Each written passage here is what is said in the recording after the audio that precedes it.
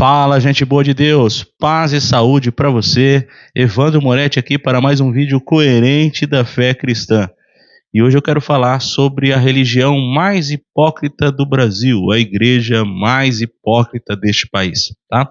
A palavra hipócrita tem um significado que vocês já sabem, é fingido, tá? É aquele que se passa a ser uma pessoa que na verdade não é. E na denominação evangélica tem muito disso.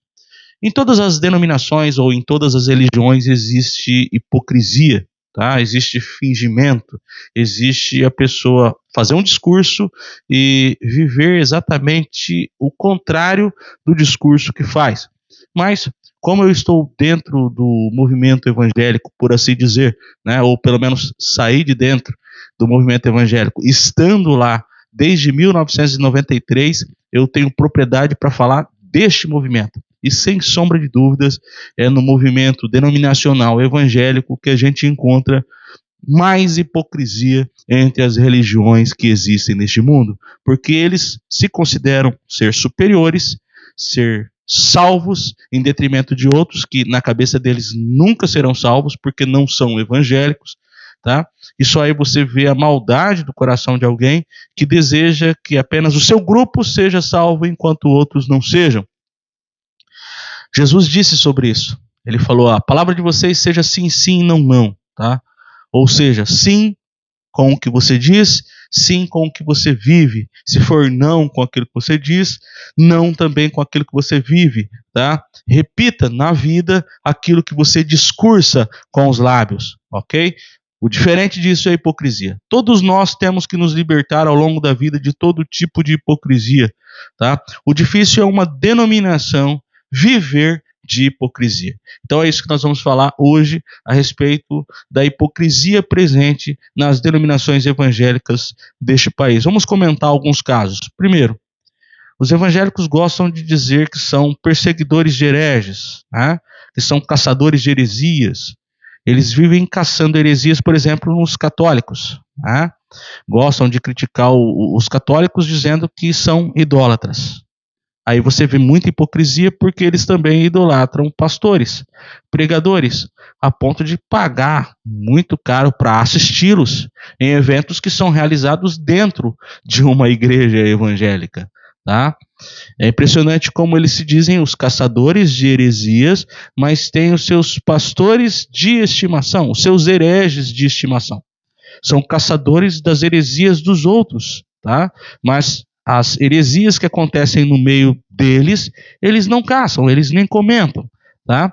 Então, um exemplo disso é o fato de muitas vezes os seus líderes estarem ricos às custas das doações dos irmãos e eles não falam nada a respeito disso. Para eles está tudo certo. Eles se incomodam com a heresia dos outros, mas a heresia do pastor dele, do líder deles, eles nunca comentam. Tá, o cara lá tá rico, a denominação dele não é transparente com o que entra e sai, tá? Ninguém nunca sabe para onde está indo o dinheiro doado, mas para eles está tudo certo. Então, daí você tira como são os caçadores de heresias dentro das denominações evangélicas, que os mesmos possuem muito mais heresias, muitas vezes, do que aqueles que eles criticam, tá? Outra coisa que é muito escancarado no meio deste povo é a falsa moralidade no casamento, tá? Alguns deles não têm respeito nenhum por sua esposa, tá? Traem, já estão no terceiro ou quarto casamento, não que tenha acontecido algum problema, mas porque toda vez que surgia uma outra moça ou surgia um outro rapaz, esses caras muitas vezes, isso acontece muito entre os famosinhos no meio evangélico e famosinhas, né? São trocadores de esposo ou trocadoras de esposa, né? Nos primeiros sinais de problema, não insistem em seus casamentos porque são popstar no meio dos evangélicos e esses caras pagam de morais, de moralistas do casamento e da família. Muitas vezes o cara está no quarto casamento, traiu a esposa com uma novinha, mas vai lá pregar no congresso da família, ok?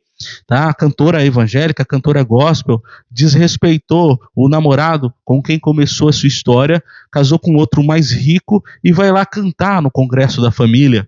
Então é hipocrisia escancarada na religião mais hipócrita do Brasil, que são os evangélicos, tá?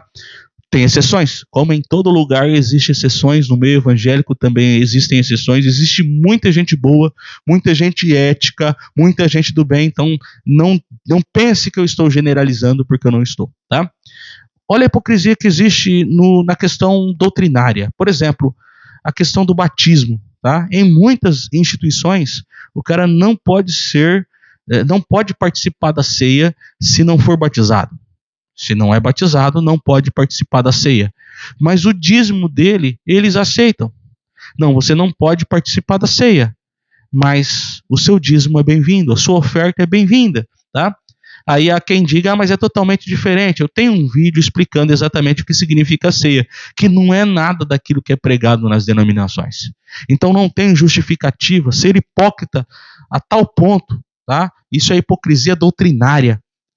Certo? Os irmãos não podem tomar ceias porque não são batizados, ou não podem tomar ceia porque não são casados no papel, mas o dízimo deles vocês recolhem. Olha o tamanho da hipocrisia. Outra coisa, tá? Mais da hipocrisia moralista que existe, tá? Eles gostam de condenar a pessoa que está no segundo casamento, gostam de condenar aquela pessoa que não deu certo, nitidamente teve um tropeço emocional, tá? Mas muitas vezes essa pessoa está no primeiro casamento, mas não respeita, é um casamento de fachada, já não é um casamento, muitas vezes existe até violência doméstica. Em muitos casos, neste movimento, existem maridos machistas, tá? Que criticam um irmão que se casou pela segunda vez, mas aquele irmão não está batendo na esposa, enquanto ele está vivendo um casamento de fachada. Ela está vivendo um casamento de fachada porque está escrito na Bíblia que só deve existir um casamento. Não interpretam um texto, não sabem nem do que Jesus estava falando. Eu já também tenho um vídeo falando sobre este evento, o porquê Jesus disse essa história, ou falou, né, a respeito do casamento só poder terminar por ato de adultério. Tá? Não é do jeito que os líderes religiosos explicam, mas eles explicam dessa forma, que precisa continuar no primeiro casamento, e muitas vezes esse primeiro casamento é pura hipocrisia, é fachada. Eles vivem mal, mas estão ali apenas para manter a aparência. Então, bem-vindos à hipocrisia evangélica, tá? O cara, às vezes, é um pentecostal de renome, é uma pentecostal de renome, como diz, né? Vai lá e abala as estruturas, fala em línguas, profetiza, prega de forma eloquente, né? Canta de forma eloquente, né? Sapateia na igreja, quebra tudo na igreja, mas quebra tudo também lá em casa, porque lá é um violento, é uma violenta, é uma rixosa, é um briguento, tá? Então, bem-vindos à hipocrisia evangélica, certo? Criticam tudo, mais da heresia, ou melhor dizendo, da hipocrisia doutrinária. Eles criticam-se entre si, tá? Eles falam mal umas das outras. Se você não sabe, denominações evangélicas criticam outras denominações evangélicas. Uma coisa que está em alta agora são pregadores e cantores, pregadoras e cantoras, tá? Que criticam a estética de igrejas. Por exemplo, parede preta. A parede preta, existe uma história por trás da parede preta, tá? Nada místico, é só invencionice religiosa mesmo, tá? Não existe nenhuma diferença entre parede preta e parede branca, mas existe implicância quanto a isso, né? Tem os que implicam com a parede preta, né?